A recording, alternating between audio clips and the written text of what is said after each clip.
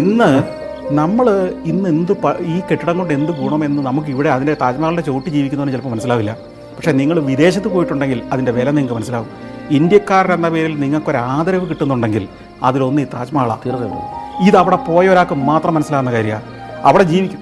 ലോകാത്ഭുതങ്ങൾ എന്ന് പറഞ്ഞൊരു 5 പറഞ്ഞിട്ട് 6ാമത്തെ താജ്മഹൽ ഇന്ത്യ എന്ന് പറയുമ്പോൾ നമ്മുടെ ശരീരത്തിൽ കൂടെ കയറിപ്പോകുന്ന ഒരു വികാരം ഉണ്ടല്ലോ, അത് അവിടെ ഇരുന്ന് അനുഭവിച്ചവന് മാത്രമേ മനസ്സിലാവുള്ളൂ.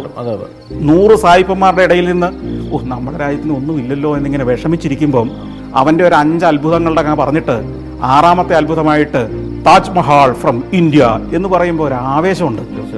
അതാണ് നമുക്ക് ജീവിതത്തിൽ കിട്ടുന്ന ഏറ്റവും വലിയ ആവേശം. വയറ് നിറയെ ഭക്ഷണം കഴിക്കുക എന്നുള്ളതൊന്നുമല്ല മനുഷ്യനായി ജനിച്ചതിൻ്റെ ലക്ഷ്യം.